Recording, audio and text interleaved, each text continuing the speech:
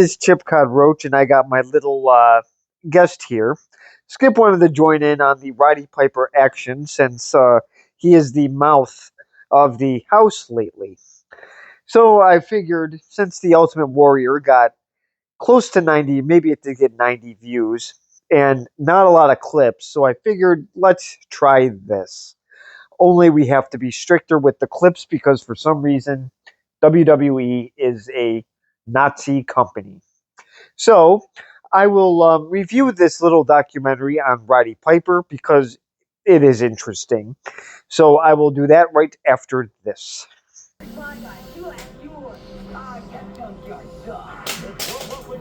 Superstars. I've got food for feasting. Here's Sword of the Endless Steel. I've got great hair Valentine. Ricky the Dragon Steel. They're for real. And Rowdy Rock Piper. Can you tell the difference? Wrestling superstars. They're for real. Well, I hope you enjoyed those. Those were the big action figures we did.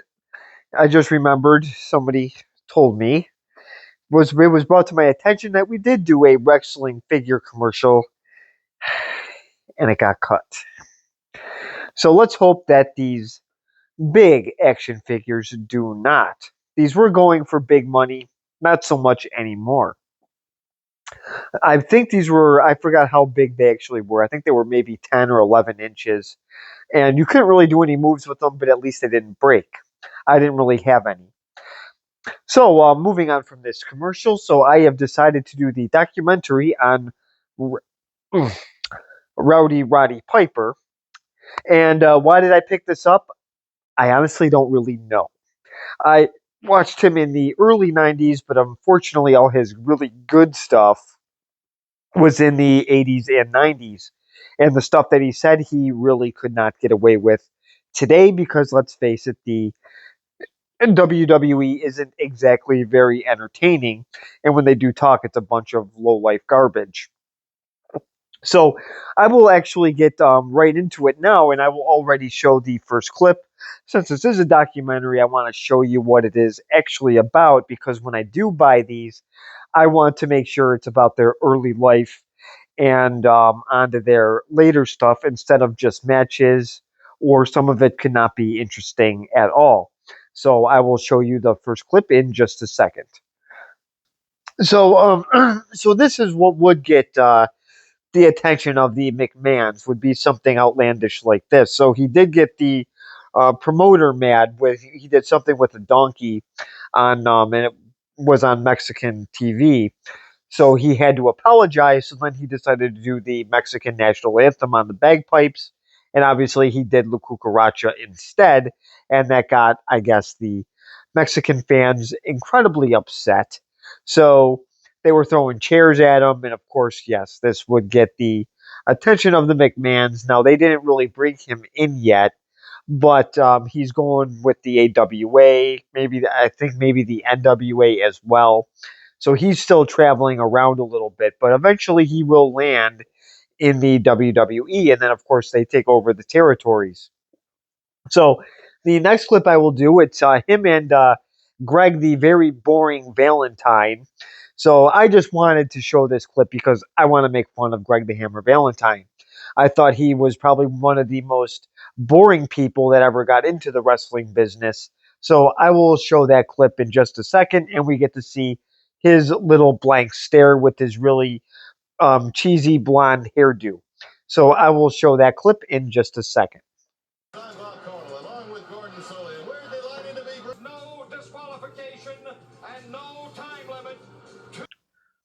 Well, this was the infamous dog collar match. I was hoping that we would get Greg the Boring Valentine, or Greg the Hammer Never Had a Valentine, um, in this because he did have the chain wrapped around that ugly face of his. And yes, I was laughing at him.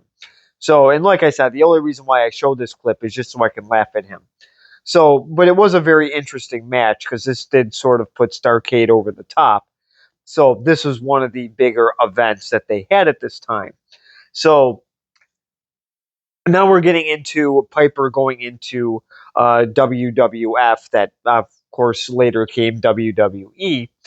So now they are giving him this push because of, I haven't really shown any of his interviews yet, but it is his mouth that really kind of brought this all together because he's kind of wild. He says outlandish things. He gets much better, believe me. So they also brought him onto this thing called Piper's Pit, which um, they try to do it now, and it just doesn't work. You have the stupid Miz doing things. I've seen it only a couple of times, thank God, because it is just really bad. Now, they did do other things. They did the funeral parlor, that was a success with The Undertaker and Paul Bearer.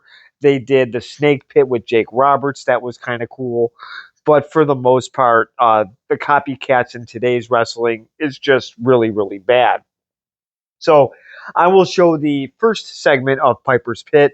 And yes, the part with Snuka is coming up.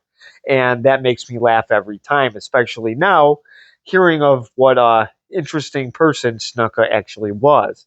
So first we have some guy named, I think it's Frankie Williams or something like that, and Piper just embarrasses him. So we get to watch that in just a second. Well, I will apologize if this clip does get cut. I'm sorry. It did take a little bit long to get to Snuka getting hit with the coconut. I guess Mean Gene had to put his 2 cents in. I'm not sure who else did. There were a bunch of them. Oh, then Snuka was mad that he was getting made fun of. Well, toughen up. So he hit him with the coconut. He was making fun of him with bananas and pineapples. It was actually really, really funny. I did have trouble because I was actually laughing at this. I never saw this until I picked up the documentary. So what happens later on is Roddy Piper gets some grief for kicking Cyndi Lauper. People didn't know that. I guess it was scripted at this time. It didn't come out that that the WWE was fake. So he hits Lou Albano with who of course was in the Mario Super Show. You can see my shorts to see the live action stuff. But yes, that is Captain Lou that gets hit with the picture. He body slams somebody else. And Hogan has a whole corny promo that I'm going to show. Roddy Piper's is much better. It's much more creative. He kind of has the more edgy um, he has some more edgy ones. He did take a lot of flack for his, but he didn't care. And then, of course, Hogan comes in with his superhero nonsense. So I will show that clip in just a second. Well, there's part of Piper's little promo there. I'm not sure if we got it, and then it goes right to corny Hogan taking the good guy approach. I actually laughed at this promo when I saw it for the first time, and I kind of laughed at myself in a way because this is what I used to cheer for when I was younger. Are you kidding me? So I now it definitely switched where I did like Piper a lot more, and this was actually the intro to WrestleMania. This is that was the main event was Piper, Hogan, Paul Orndorff, and then Mr. T sort of oh yes, and I'm sorry, Cowboy Bob Orton, who I believe was also in that match. I'd actually have to look and see. There was it was a 4-man tag, and then Mr. T showed up, and then it ended up there was a feud between Mr. T and Roddy Piper, and it may have actually been a real feud because Roddy Piper did not appreciate a celebrity coming into his world. So I think some of those promos were actually very, very accurate.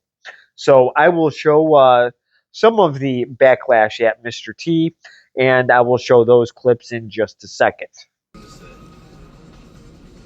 But that's just me.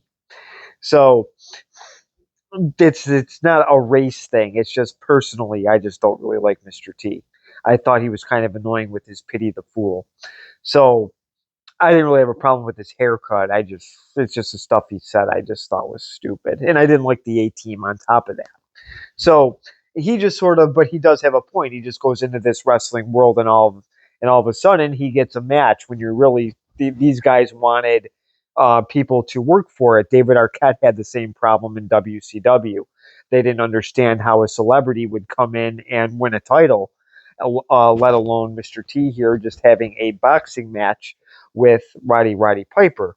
And I believe Mr. T just got done doing Rocky 3, but I could be wrong. Um, so now they are in WrestleMania 2, and this is the boxing match. And I believe Dick Ebersol's wife is actually announcing with Vince McMahon. So I will show that clip in just a second. So this was the boxing match at WrestleMania 2. And I don't know if you remember, but WrestleMania 2 was actually taking place in three different cities: Chicago, New York, and Los Angeles. So I believe Vince and Dick Ebersol's wife were in New York, which would have been Madison Square Garden. And I think this is where this match was. It didn't really do that well being in three. Yes, but this was a celebrity coming in and looking bad. So Roddy didn't really take that too lightly, so he threw a stool at him. So that was sort of amusing there. Uh, After hearing Dick Ebersol's wife talk there, I kind of wish Roddy threw a stool at her. So now we fast forward a little bit. He has some other feuds with Adrian Adonis. Cowboy Bob Orton jumps over to Adrian Adonis' side and wears a pink hat. So it does get a little bit it gets interesting there. And of course, that was WrestleMania 3 where he fights Adrian Adonis. I'm not going to show that. So Piper does step back for a little bit and he decides to get into the movies for a little while until he comes back. So I will show that clip of They Live in just a second. Not only watching him in Piper's Pit, but watching him in the ring. Well, this is the movie They Live, and I actually did pick this up at one time. The story isn't bad. The execution on it is was horrible.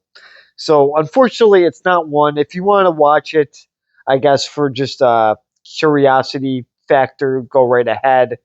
Like I said, story interesting. Uh, Movie itself is terrible. The whole fighting scene between him and Keith David was actually very drawn out. It was very long, and it just became ridiculous. So it is one to keep in mind. Extinguisher. So that was interesting to see. I believe that was WrestleMania 5.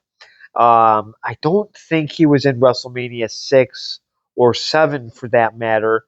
So he did come back as a color commentator, like I said before, in 1991. And then he is in Royal Rumble 1992, facing the Mountie for the Intercontinental title. So I will just show the end of that match in just a second.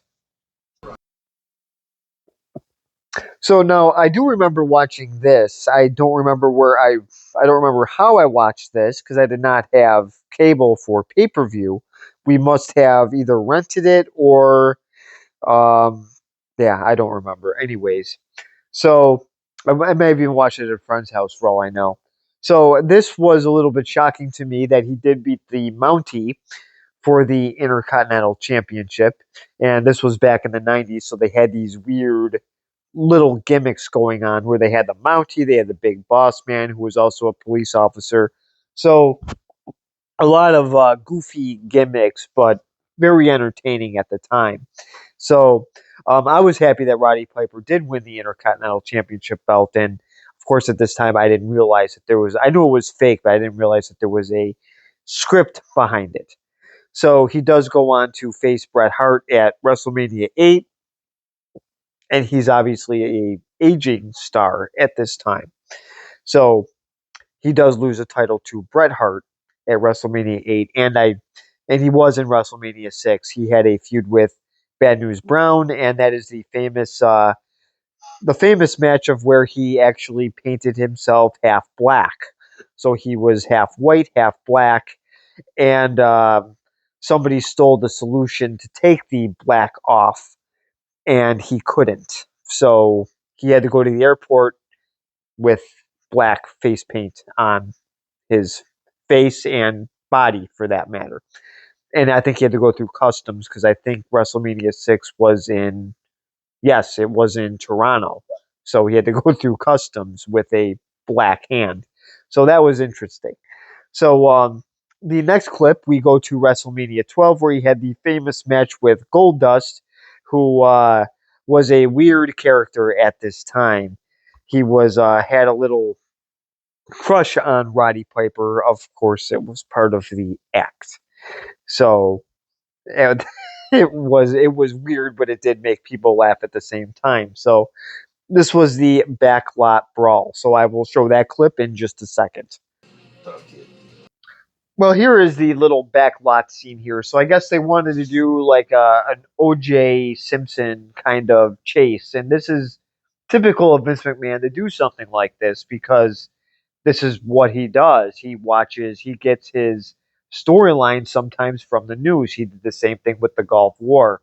Sergeant Saul Slaughter being a Iraqi sympathizer, so he does do stuff like this often, even though it may not be a popular choice by the networks or Fred Goldman.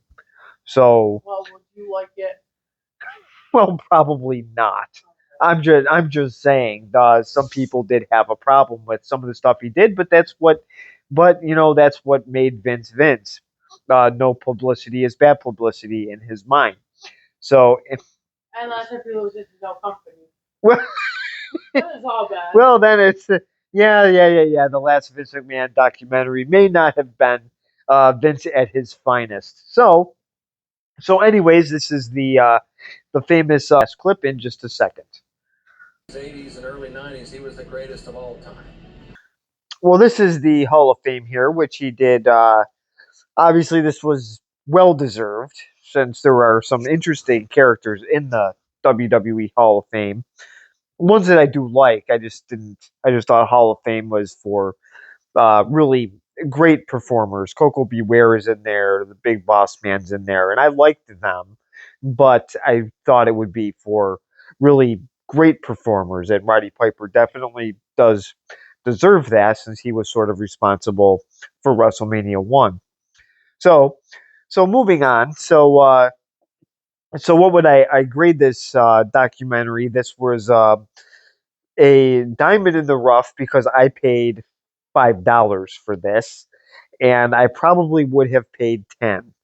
This was a very well made um, documentary, and it was a surprise because I didn't know what to expect. There was a lot of details in here. Uh, a lot of big names were in this one. Unfortunately, you had John Cena in here. He did not belong. I didn't.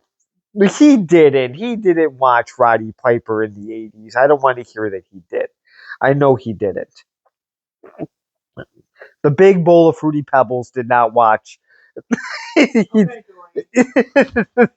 yeah, unfortunately, I did have to quote the talentless Rock. So moving on, there were some people in here that I wish they didn't talk because I don't think they really knew who Roddy Piper was, and I don't think they really watched any of his interviews or early stuff. I didn't either, but I'm also not a professional wrestler. But this is one to definitely pick up because I don't think this is on any streaming service. You can try looking it up, but this definitely gets a B plus for a wrestling documentary. There were some that I picked up that I was not impressed with. So maybe I'll do them at a later time. I don't know because I don't know how many of these clips are even going to stay, if any. So it's always a risk when I do these. So this is one to definitely watch because there's a lot of controversial interviews in here. There's a lot of stuff I didn't even get into. So it is definitely worth a watch. I highly recommend it. So please comment below, subscribe if you want, and thank you very much for watching.